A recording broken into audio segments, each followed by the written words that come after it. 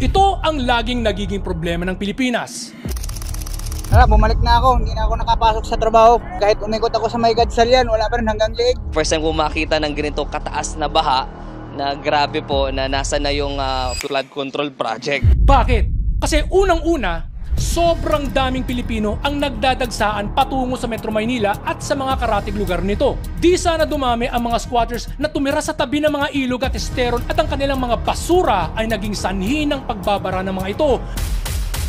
Eto pa, mga kaibigan at mga kababayan. Ay nako, grabe ano?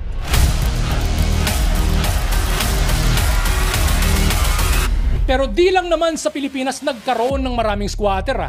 Nagkaroon din naman ng maraming squatter ang bansang Singapore at karamihan sa mga lugar na tinitirhan nila ay nandoon sa mga binabahang lugar. At kung tutuusin nga ay mas grabe ang volume ng tubig ulan na natatanggap nito kung kinumpara ito sa buong Metro Maynila. Ano ang ginawa ng Singapore?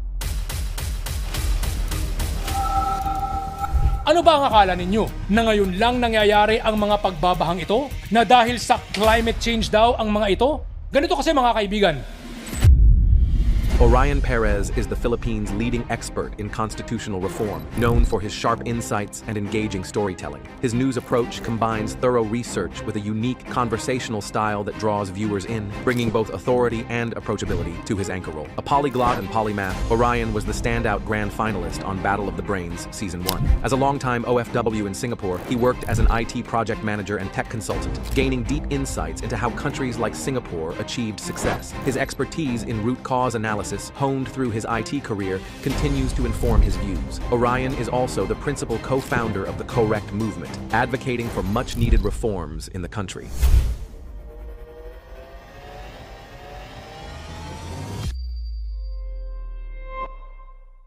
Habagat season na naman ngayon at kagagaling lang natin sa matinding pagbabaha na naman. Several Luzon provinces are flooded due to incessant rains brought by Tropical Depression Krising and the southwest monsoon.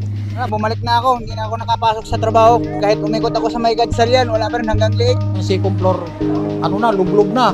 Hanggang liig na nila daw. Lampas tao ang tubig. Siyempre, evacuate na ang mga tao. First time ko makita ng ganito kataas na baha na grabe po na nasa na yung flood control project. Ay naku mga kaibigan at mga kababayan, taon-taon na ito nangyayari at hindi na talaga ito titigil hanggat aayusin natin ang mga dapat ayusin. Ganito kasi mga kaibigan, panahon pa ng mga Kastila, sabi na ng mga otoridad na may maraming mga lugar na ngayon ay nasasakop sa loob ng Maynila at ng buong lugar na ngayon ay tinatawag nating Metro Manila na hindi talaga dapat tinitirhan ng sino man at hindi dapat tinatayuan ng mga bahay o gusali dahil matagal nang binabaha ang mga lugar na ito. No se puede construir edificios ni casas, ni tampoco no se puede vivir en esos lugares por parte del problema de inundaciones. Mga parang ganyan ang paulit-ulit na mga sinasabi dati pa ng mga Kastila. Ano ba ang akala ninyo? Na ngayon lang nangyayari ang mga pagbabahang ito? Na dahil sa climate change daw ang mga ito? Dati-rati na ang sobrang pagbabaha. Naging mas madalas nga lang ngayon. Ganito kasi yan mga kaibigan.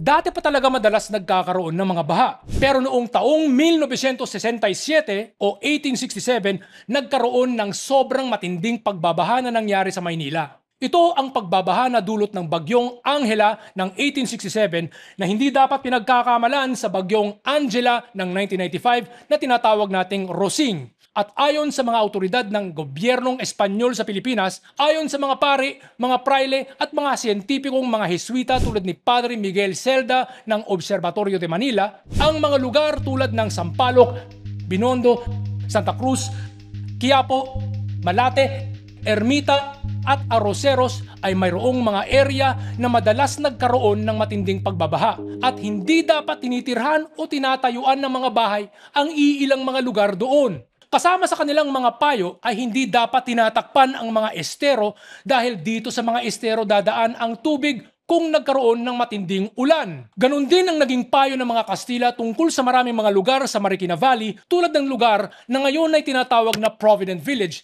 na matagal nang naituring nila bilang flood basin ng Marikina River. Provident Village residents in Marikina City are living a nightmare. 2 days after Tropical Storm Ondoy flooded the area, a number of residents were still trapped inside their houses. Nagugutom kami dito, kuya. Iwalag yung bata. Maaalala ito ng maraming mga matatandang Pilipino na may maraming mga lugar sa may Cainta at Taytay, pati na ang iilang mga lugar sa Pasig ay dating mga palayan. Ito ay dahil sa itinuring ng mga Kastila ang mga lugar nito bilang floodplains na kung saan ay lagi itong binabaha tuwing may malakas na ulan. Kaya ginamit na lang ang pagiging palabahan ng mga lugar na ito bilang mga palayan kasi nga dapat naman talagang matubig ang mga palayan, di ba? Ayon kay Project NOAA Executive Director Dr. Mahar Lagmay, karamihan daw sa mga binabahang mga kalsada at lansangan ay originally natural waterways na kinonvert daw na maging mga kalsada. Ayon din sa isang kilalang civil engineering professor at flood control engineering expert na si Dr. Guillermo Tabios III, ang Metro Manila daw ay city built on swamplands. Metro Manila is a city built on swamplands. The big part of Metro Manila, especially yung Old Manila, that's the floodplain, or not really a floodplain, but is the delta ng Marikina River Basin. Now, you build a city on that. So, it's really flood-prone to begin with. So, magtayo ka ng mga housing doon, o magtayo ka ng mga daan, mawawala yung natural na waterways. Ngayon, ako ay dating nakatira sa Singapore at alam ko na nasa kasaysayan ng Singapore na dati ring puro swamplands at flood zones ang maraming mga lugar sa bansang yan. At kung tutuusin nga ay mas grabe ang volume ng tubig ulan na natatanggap nito kung kinumpara ito sa buong Metro Maynila.